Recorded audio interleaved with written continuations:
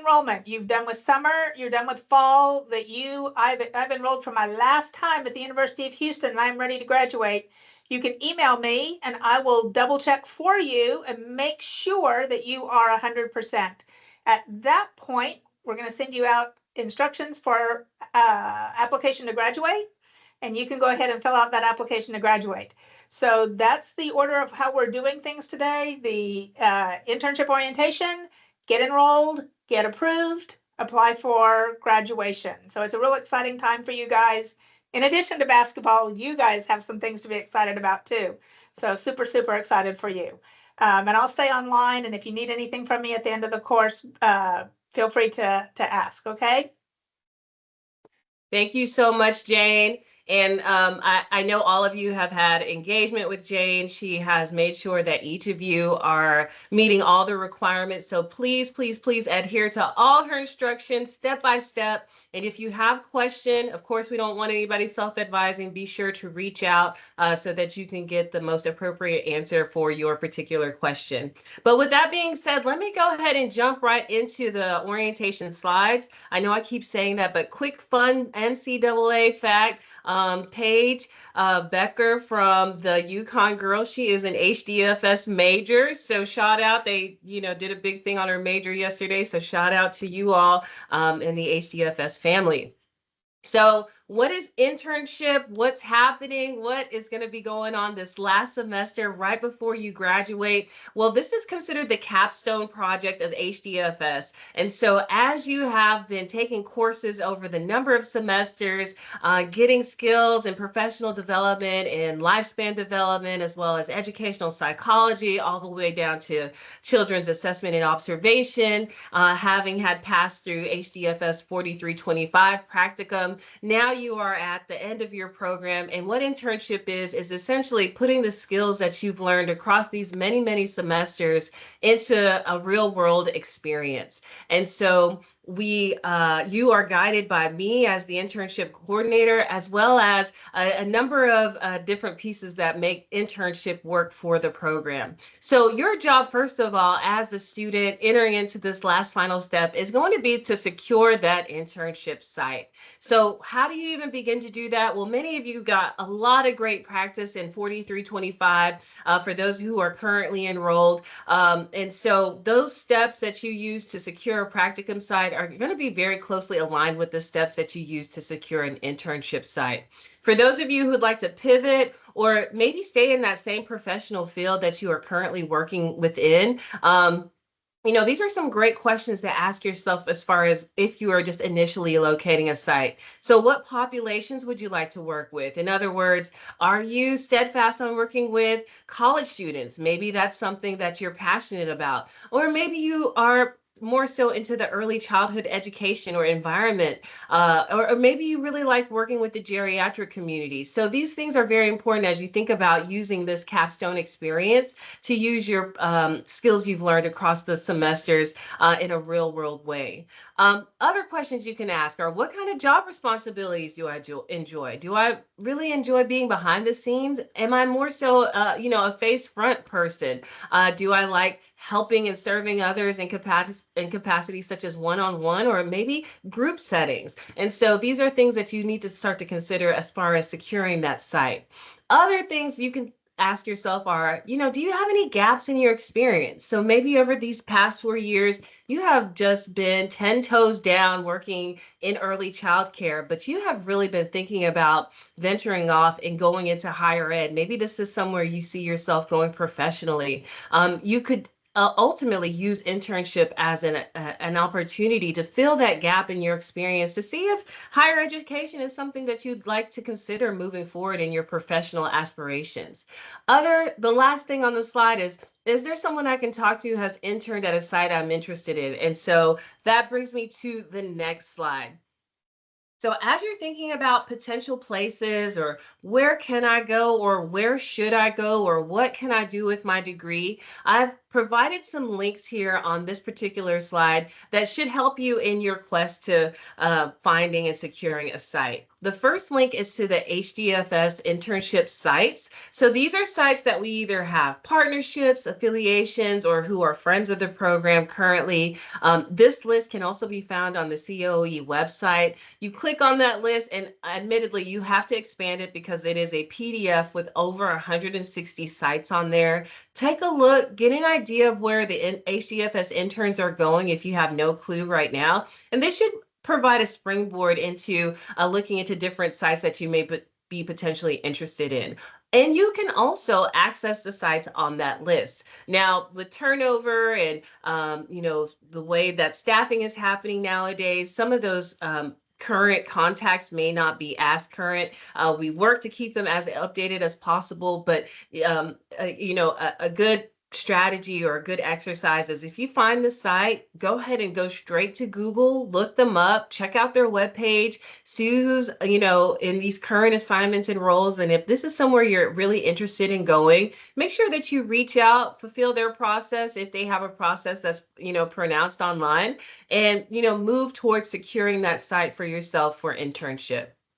Other resources that you can access as far as hearing or reading what other students have provided about their internship experiences is the Padlet link. And so here students basically post their Yelp review about how their internship experience went. I find this to be a very resourceful way for students to get the inside scoop on particular or specific internship sites. And then at times, students will also post if that internship site is also recruiting or looking for additional interns. So it's a great resource, again, as you're kind of doing your preliminary research in securing a site for internship.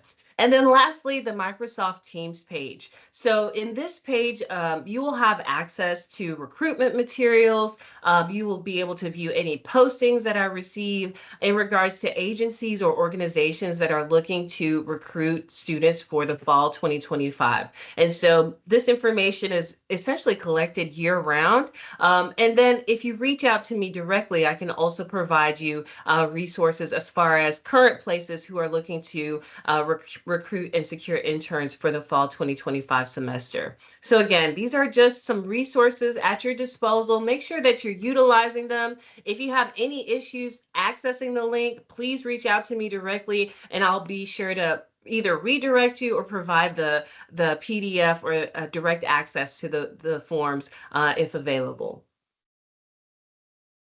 So you've done your preliminary research, you've checked out our expensive HDFS site list, you've read the reviews, and now you are ready to start selecting these sites that you want to go to. Now, admittedly, this is the best strategy I think students should use as far as securing a site. This way that you have an option B and in some cases an option C.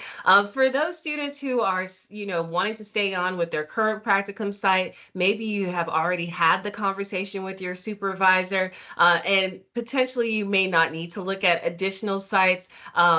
This may not apply to you, but for those who are looking to go ahead and seek somewhere else aside from where they did their practicum, you want to go ahead and make sure that you schedule at least 3 interviews. That means as soon as you kind of locate these sites that you're interested in, go ahead and ensue in the process of securing the site. And that means that you have an option A, B, and C. So that's why here on this particular slide, I say schedule at least 3. That's going to be the recommended amount because in the past, sometimes organizations don't get back to you in an ample amount of time. Sometimes personnel changes, sometimes the weather changes. It's just so many things that could happen with that number 1 site. So you just want to make sure that you have some other options at your disposal in the event that your first site or even your second site doesn't come into fruition.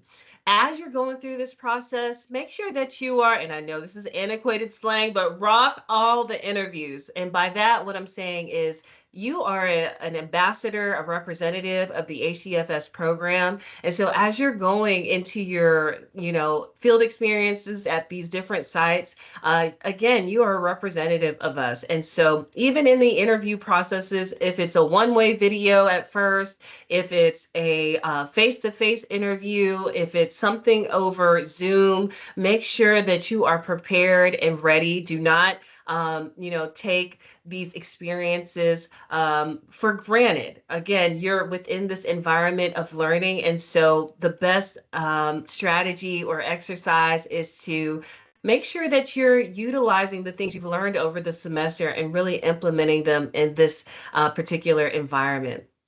Respond to all your offers. So you all are amazing HDFS students. I've heard lots and lots of great things about you, but as part of the professional aspect of securing the site, even if you don't take the site, let's say they offer it to you, they say they love the interview, they want you to come on immediately, and let's say your choice A already confirmed with you, make sure that you're responding to all offers. I like to tell my students, you just never know who the same people you see going up will be the same people you see coming down. In other words, how you represent the university in the program goes a very long way. And so as a part of that, you want to make sure that even if you're not accepting an offer, that you're acting in the most utmost professional manner and responding to those offers in a professional way, even if you have to decline.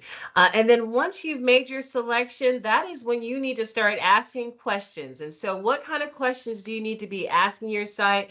This can happen during the interview. This can happen after you have secured the site, but these are things that need to be addressed. And so some things that typically come up with securing the site are, do you need a background check? And so the answer is almost going to always be yes. So just be prepared to have your background check ran. Most agencies incur the cost. I haven't come across any students who said they've had to pay for the background check as of yet, so I never say never, but if this is you, please make sure that you reach out to me just so that I'm aware of the costs that our students are incurring. But again, to date, I haven't had a student pose this as a challenge or an issue, and typically organizations run the background check on the positions in which they're looking to hire.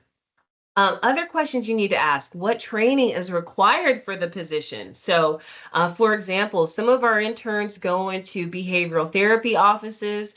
Innovative behavior therapy offices are some that, come to mind. And so with this particular position, there are set amount of hours that are required for you to even be on site. And so just make sure that you're aware of that requirement. One courtesy that I do extend to the interns who are enrolled is that you can count your training hours towards your field experience hours requirement. We'll talk about the requirement in the next few slides, but let's just say, you are required to complete 20 hours of early childhood, developmentally appropriate practices training online. That will count towards the field experience hours, and I will go into detail on how you can log this on your hours log.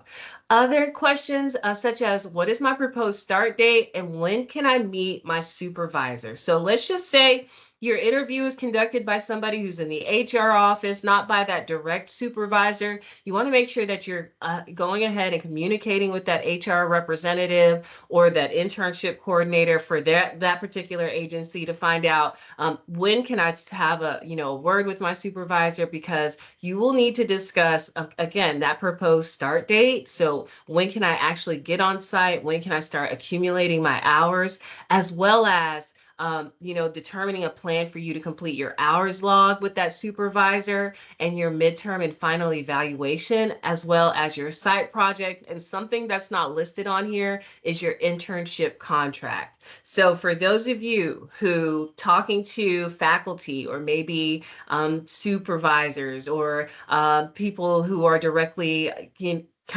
working above you in these capacities, this is something that you've been uncomfortable, having conversations with these people who hold these positions, this is the time to really exit your comfort zone, because you will need to have these conversations with these directors and with these supervisors, especially as you finalize your internship contract, determine a site project, as well as prepare for those evaluations that your supervisor will conduct on you. So lots of conversations to be had with your supervisor. Make sure that you are utilizing the skills that you've learned over the semesters to engage in those professional conversations.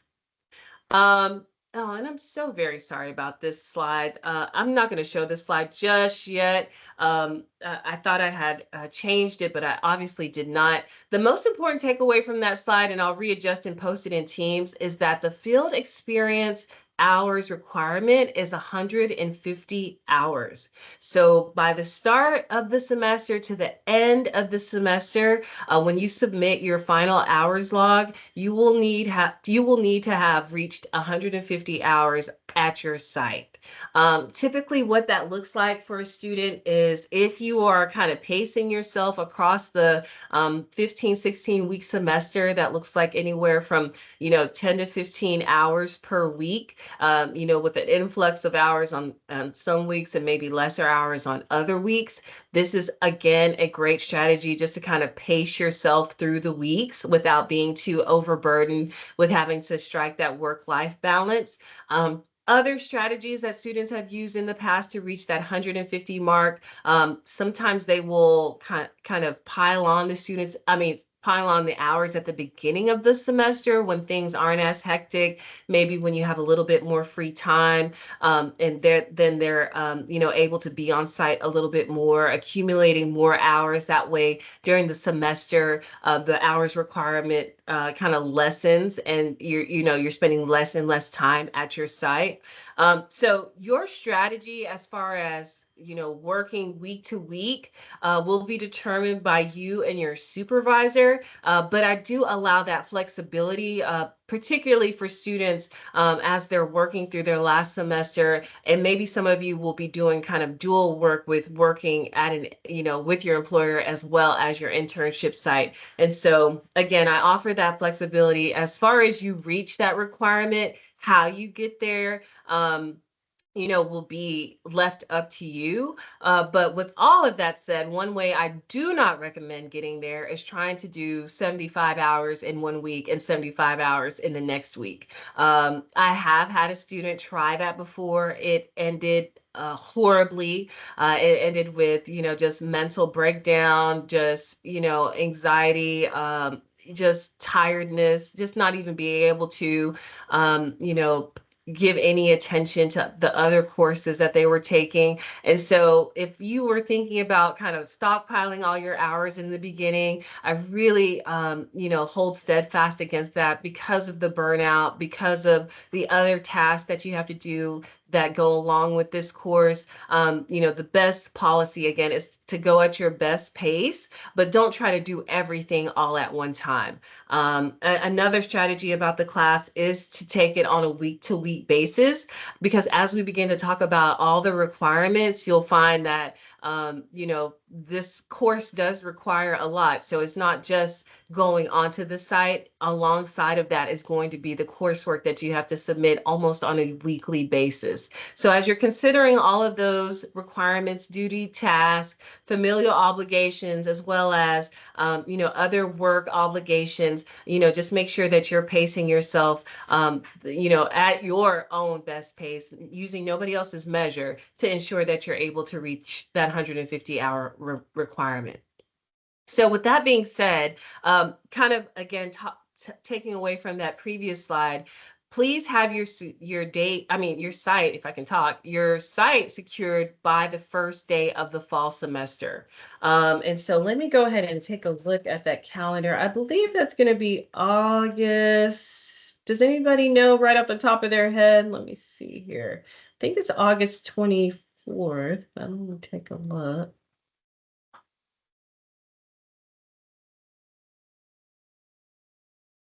So without looking at the course calendar, I believe the first day is going to be August 25th.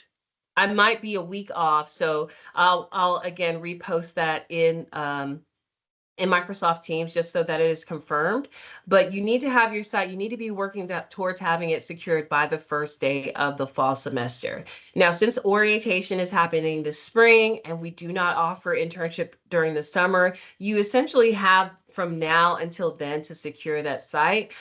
My hope is that you will start on it sooner than later, because as these organizations break for summer, or maybe you're interested in programs that are typically offered in the school year, you want to make sure that you're at least making segue or having communications with these institutions, with these sites, so that they know that you're looking to come to them for the fall 2025 semester, and not wait until the last minute to start this correspondence with these agencies. So the sooner the better, and so that's why I'm very glad we're having orientation now, so that you can have ample amount of time to have that site secured by the start of the fall semester.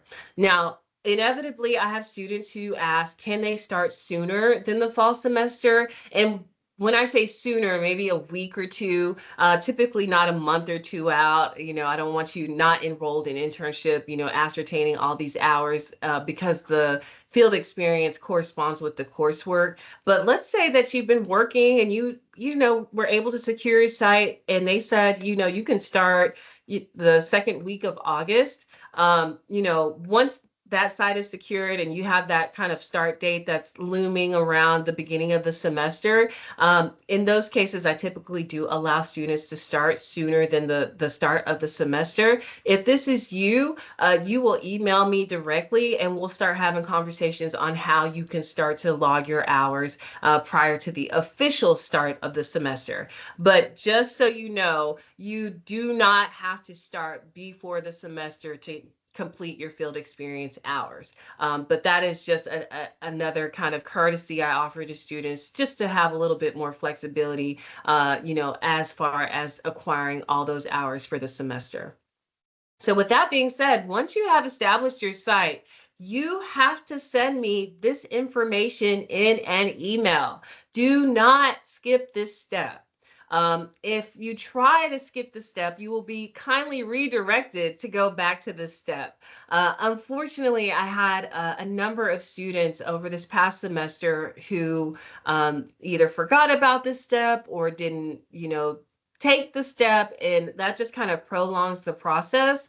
So again, note to self, make sure as soon as you secure that site, what do I need? The next step is going to be that you email me this information that's listed below. And so in your professional email to me, so as you're thinking about this whole experience, remember, this is to get you prepped and prepared to graduate from the University of Houston and enter into a professional arena and, be your best self. And so with that, we're going to be practicing all the professional etiquette and all those things that you've learned across the years in this class. And so once you secure your site, you will send me a professional email, right, using appropriate communication, verbiage, and dialogue, and all those types of things. And you'll tell me your name and contact information.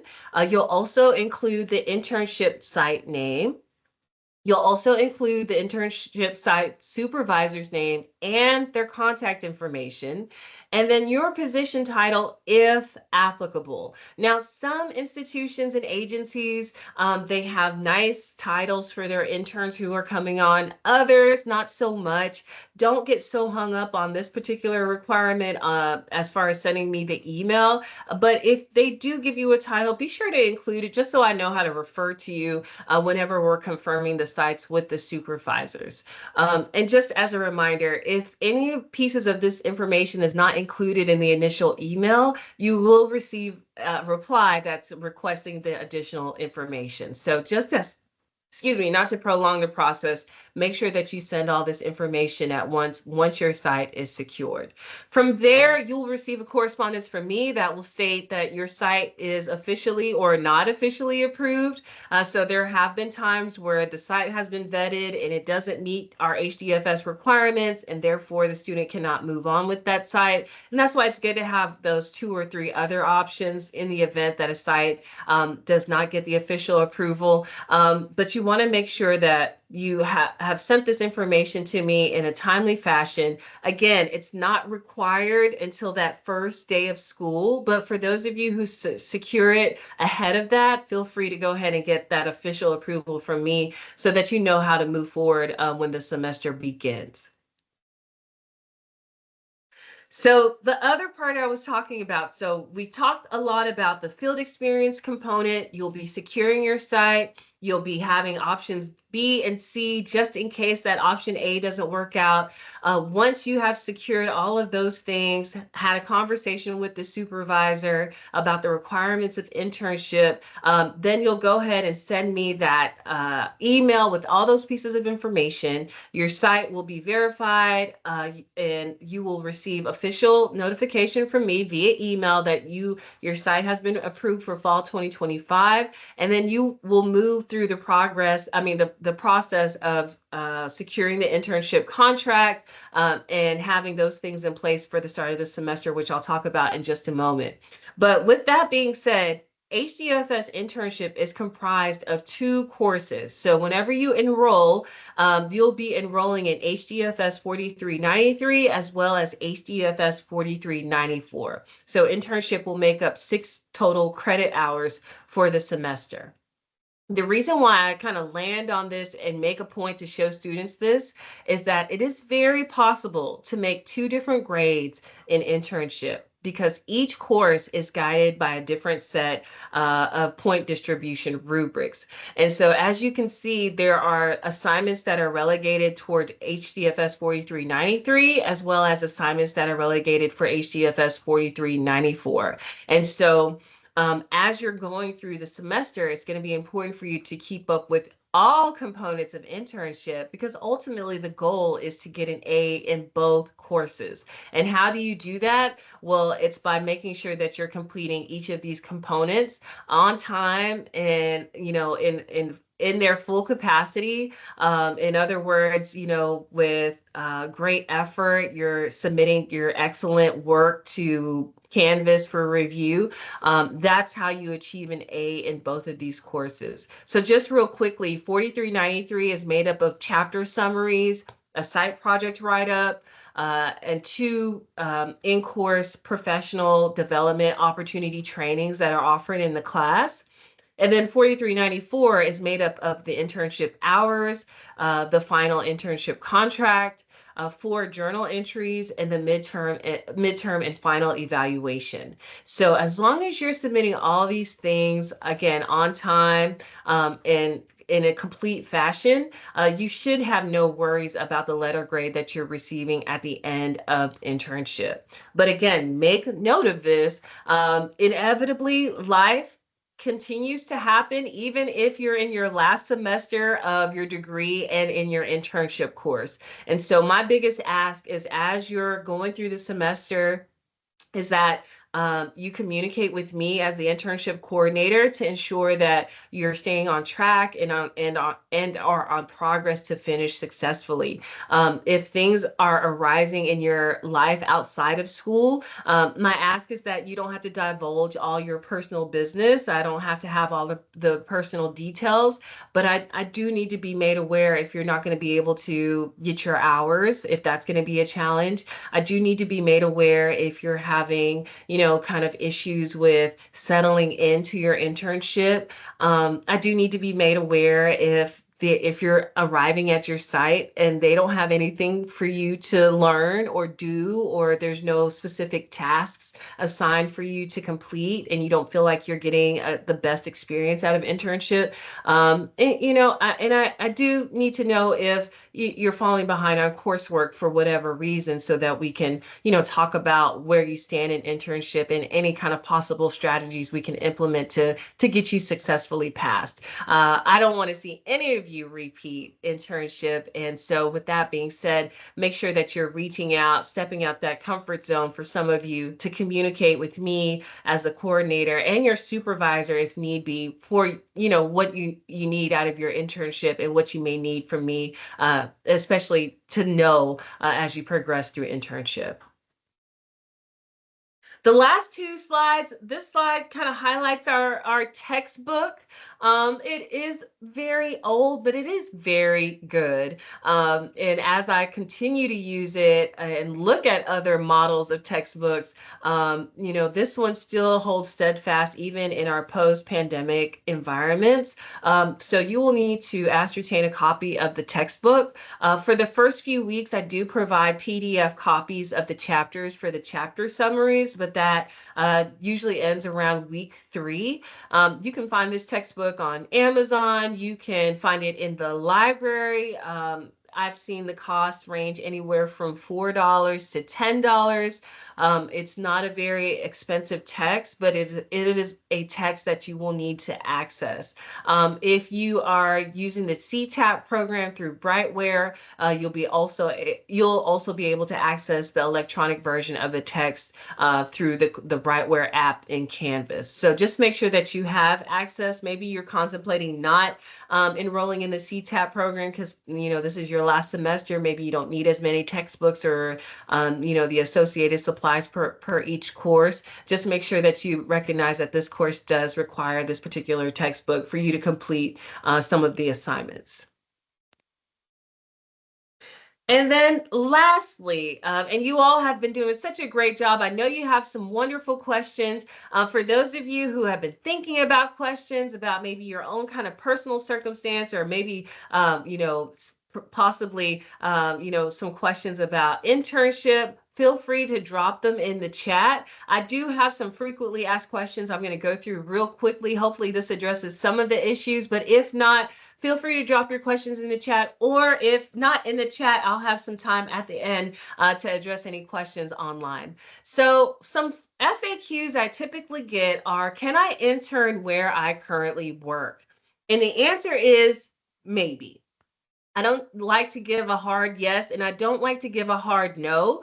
It's not lost on us that a number of you all are working full time, that you have familial obligations, and that the source of income that you bring in is a source that maybe you and your family depend upon. And so with that, internship is not meant to add additional strife, but also it's really meant to give you those additional real world experiences that are so very important as you begin to climb that professional ladder. So if this is you, maybe you currently work at the Boys and Girls Club, maybe you currently work at a school as a paraprofessional, and maybe these are fields that you're interested in staying in after graduation, or maybe some places where you see yourself growing professionally.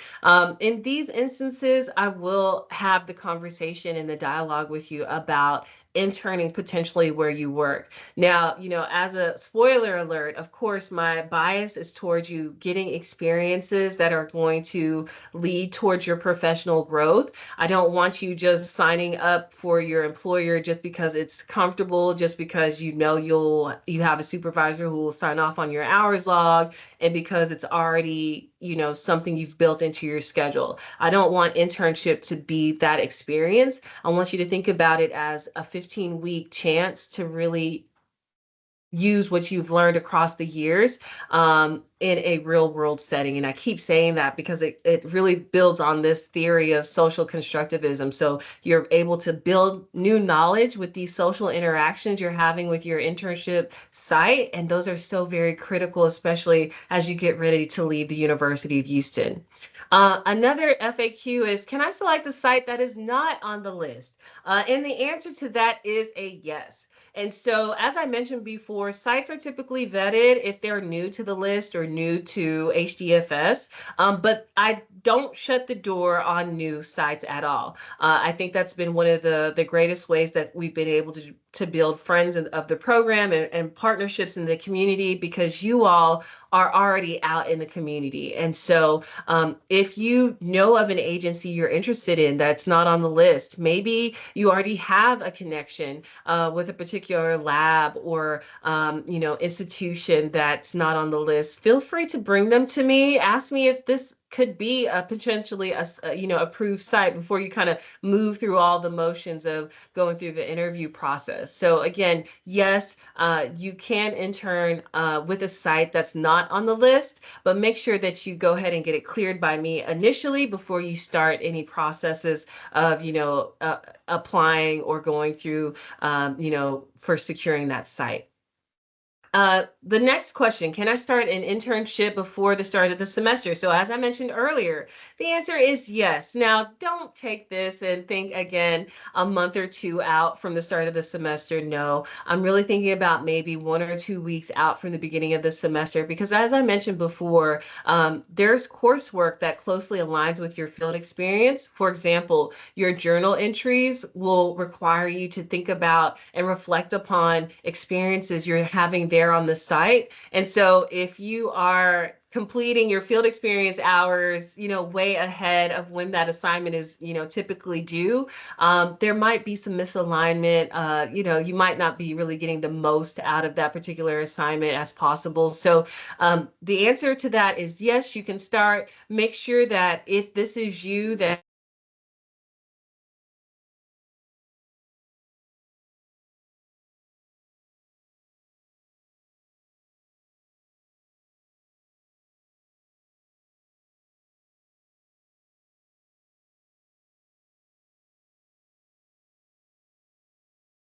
Okay, is it just me? Did we all lose Dr. Constant? Okay. Let me send her an IM and let her know that she's dropped off.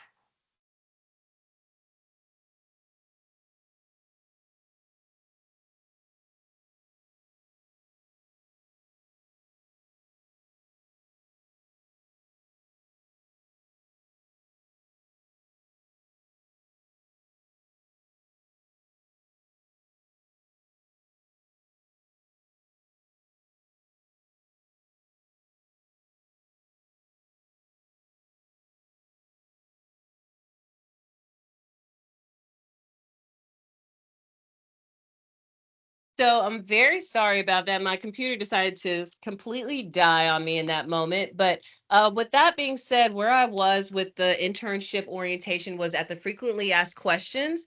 And while my slides are still pulling back up on the computer, I believe the last frequently asked question was, can you start early? And the answer is yes.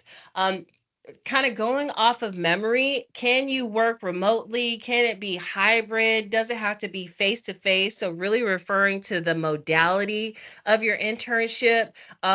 We are very flexible on that. For some sites, they're going to require you to be on site. Other sites, they're going to give you a hybrid option, maybe on site some days, maybe off site other days. And other agencies are just going to require you to be remote, where you can complete the work from a remote location. And so, again, this is really going to be upon you and your supervisor, particularly, that agency and how they choose to provide an opportunity for you. Okay, so here we go. Give me 1 second here. Be right back on track.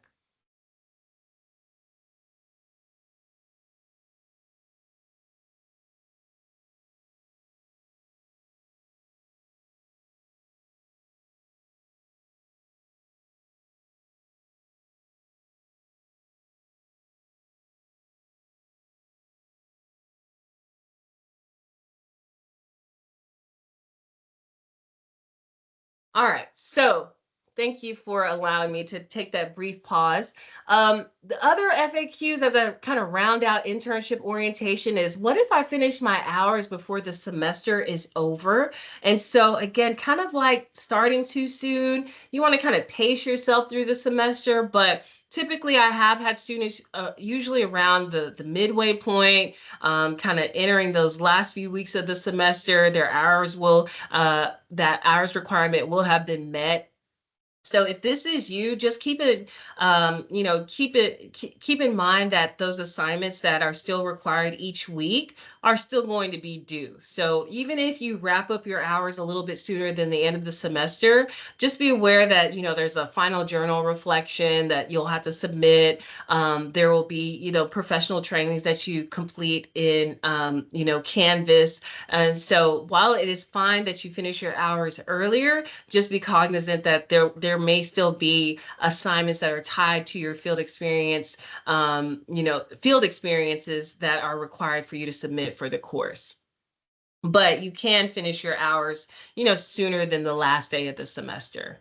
What if I'm not having a great experience at my site? So while this did not happen this past semester, fingers crossed, I haven't heard from anybody who's had any issues with their site. But there have in the past been students who arrive at a site and, they're expecting one experience and, it's a completely different experience. And when I say that, I'm not referring to just having to learn the new culture or, interpersonal challenges you may have with getting to know the staff or getting to know others that are there in those positions. I'm really referring to just the overall experience, not having tasks, not understanding what your roles and responsibilities are, not having a meaningful experience there with your site, not being able to make a contribution through your side project. So when I'm talking about not having a great experience, that's mainly what I'm referring to. And so if this is you, if you start seeing red flags, earlier on,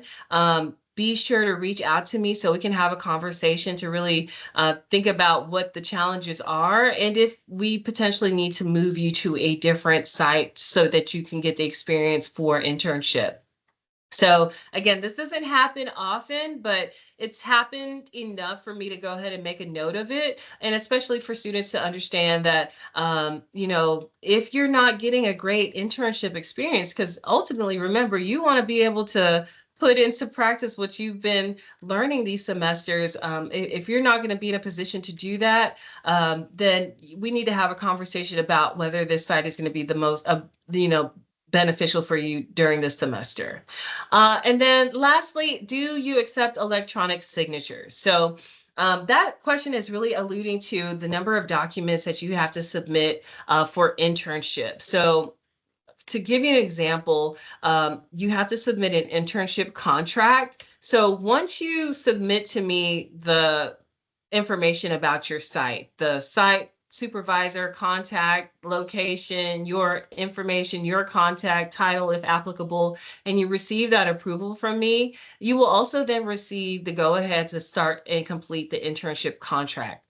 And so this contract is a binding contract that, bounds the agency to the HDFS program for the purposes of internship. And you have to meet these requirements as well as an internship site. And so with that being said, these documents such as the internship contract, as well as the midterm and final evaluation alongside the hours log require signatures.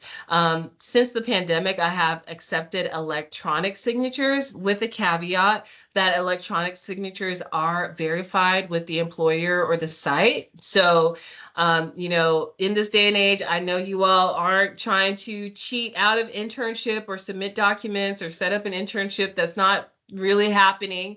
That's not my expectation out of students, but I do go ahead and put the disclaimer out there that we do all things to ensure the fidelity of the program, which means randomly and sometimes line by line reaching out to supervisors, confirming positions, having those contacts. And so if you're thinking about a quick and cheap way to get around internship, think about it no more.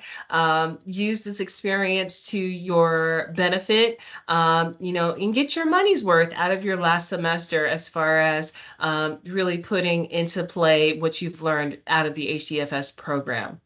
So with that being said, electronic signatures are verified, but they are also accepted in the event that you have a supervisor that prefers that method, that they're able to submit things electronically, that they can do these things faster, if they receive, these permissions to do electronic signatures. So they are allowed for internship. So with that, that concludes all things internship orientation. I know it's a lot of information, and I do apologize for that technical glitch that happened in the middle there. But these slides will be posted in the Microsoft Teams page under the Files tab. So you can go back and look at these slides. The recording will also be available, so you can go back and listen to the recording. I'll also post independently the links to those resources that I mentioned, as far as the sites list, the Padlet list, and even the link to the Teams page, so that you have access to these resources during the rest of this semester and going into the fall semester. Just some other quick pieces of information. As far as getting access to our Canvas and to our official class teams page. So that's going to be different from the HDFS Internship Orientation page. Typically, students are loaded into the system a week before the semester starts. So you won't have access to submission links or assignments or anything like that until the semester begins. So just kind of be aware of that as you're thinking about planning for your semester. And then if you want to start early, as mentioned before, that's going to just require that conversation between you and I, as far as, whenever you secure that site, talking about your start date, and then me getting you over the documents that you'll need to have completed prior to starting the hours log. But with that being said, we have about 10 minutes, 9 minutes left over for questions and answers. I think the best way to do this is I'll start in the chat to see if there are any questions that were dropped in the chat, which I don't see at the moment. And then just for the sake of order, if you don't mind waving your little team's hand, that way I can just call on you so we're not talking over each other if you have a question. So if you have a question, please raise your hand. And I'm looking at the list and looking for hands.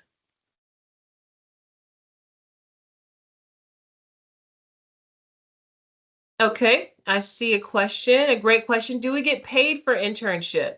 So some sites do offer paid internships, and others do not. So again, this is something that we are flexible on. If you secure a site that has a paid internship opportunity, you are allowed to accept it.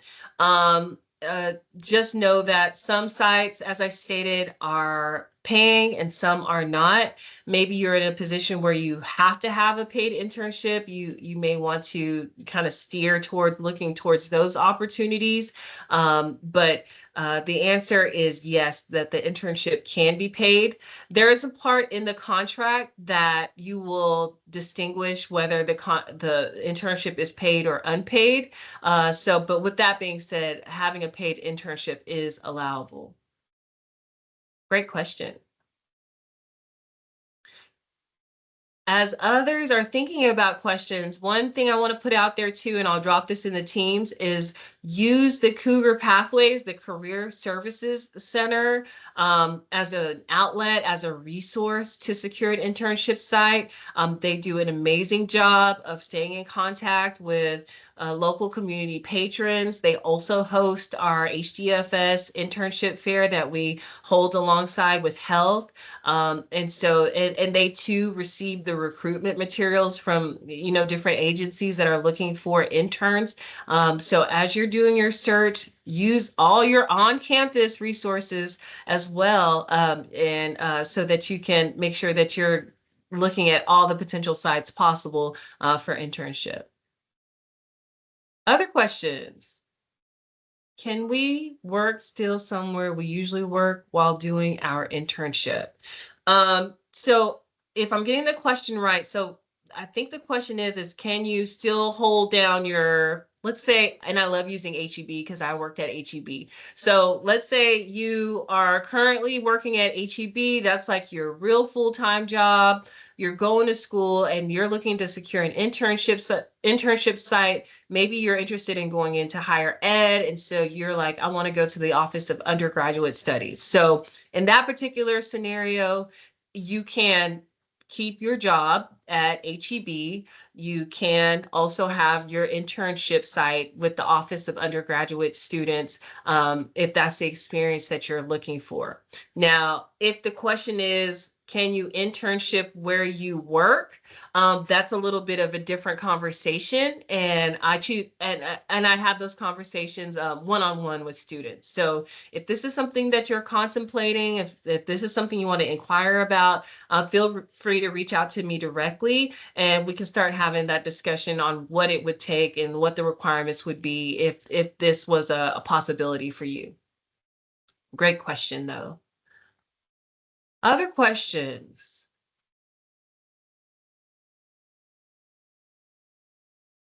Other questions? I want to make sure I'm not missing any hands. Okay. Great. I was looking into several pre-internships.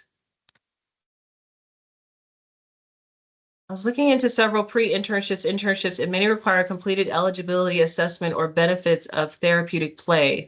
This may be a weird question, but since we are not completely qualified for some of these internships, is volunteering similar or not an option? Also, I was trying to find the link of internship sites you were referring to earlier and could not find it. Okay, so as far as the internship sites, let me see if I can share my screen real quick.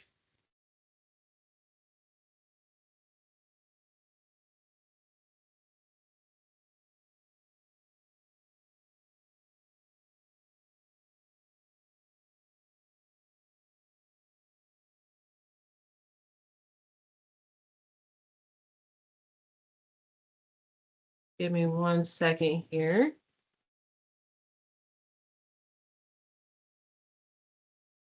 All right, I'm sharing my screen. If somebody can just give me a thumbs up if you see the College of Education home screen. Hopefully that's, or a nod. Sometimes Microsoft Teams does not move with me. No? Okay, let's try this again.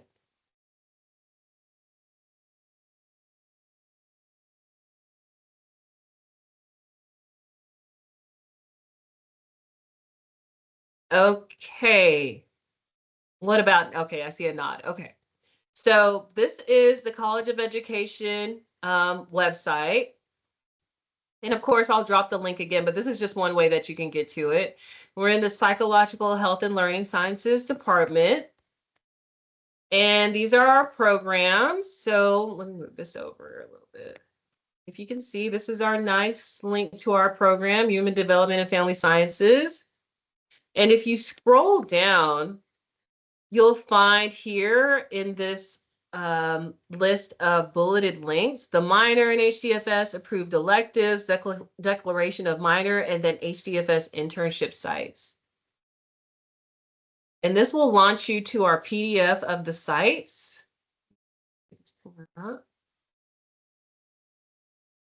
And as I stated, once it comes up, you'll have to enlarge it because it is a pretty expansive list. And then those are the list of sites that previous interns have had that are affiliated with our program or who are friends of the program. So as you can see, they range from ABA Therapy for Life, Attack Poverty. Some of our interns have gone to, the Fort Bend Family Health Center, a number of private and public schools. And so a very expansive list of different choices that you can, use as a resource or pick directly from the list to reach out about their potential for hiring for interns in the fall of 2025. So a lot of varied places from hospitals to nonprofits, public schools, different centers. So really anywhere that you possibly see yourself landing, is on this list. And if it's not on the list, again, as I mentioned, you can definitely visit somewhere or, reach out to me if a site's not on the list, if you're interested in going there, and we can kind of vet it from that point. As far as other requirements for internship, if you're looking to get into therapeutic play, maybe you're looking to get into a hospital and you haven't quite met the requirements at the stage, and for their internship program. Some volunteer experiences can hold the place of internship. Again, I'm not going to never say never, but if this is you, then I'll need to have a conversation with you about this particular opportunity. The main thing with, volunteer versus internship is the supervision aspect. And so, if you go in as a volunteer, will you still have access to a supervisor who's going to be able to evaluate your work twice in the semester? Somebody's going to be able to sign off on your hours log on a consistent basis. If you are a volunteer, will you have the opportunity to engage in a side project? And so these are the requirements of internship. And if the volunteer capacity does not or is not able to fulfill those requirements, then we may not be able to say, you can join in with a volunteer opportunity. So again, I won't say no outright, but my biggest ask is that you go ahead and reach out if this is something that you're interested in, and do your homework on the volunteer experience so that you kind of bring something to the table whenever we're having that conversation, so I can get a holistic picture of, your pathway, what your goals and plans are, and how this particular experience will fit into that, and mainly how it will meet the requirements for internship. But wonderful question. Other questions? Well, we have gone over 1 minute. I do want to say thank you to Jane again for joining the call. She gave you those explicit instructions about enrolling into the course. Be looking out for that email from her. If you have any questions that arise between now and the start of the semester, I'm going to be your internship best friend. With the semester winding down, I am I currently am coordinating internship for spring 2025, as well as teaching other courses. So turnaround time may be a little bit longer than usual, but rest assured, if you have any questions or challenges or issues or anything that arises about internship, feel free to reach out to me and we will get it worked out. With that being said, that concludes HDFS Internship Orientation. Thank you all again, and have a great afternoon, and go Cougs. Don't forget to watch the game. Have a great Don't evening. forget to watch the game. That's right. Thank you, Jane. You're welcome. Bye all. Bye, all.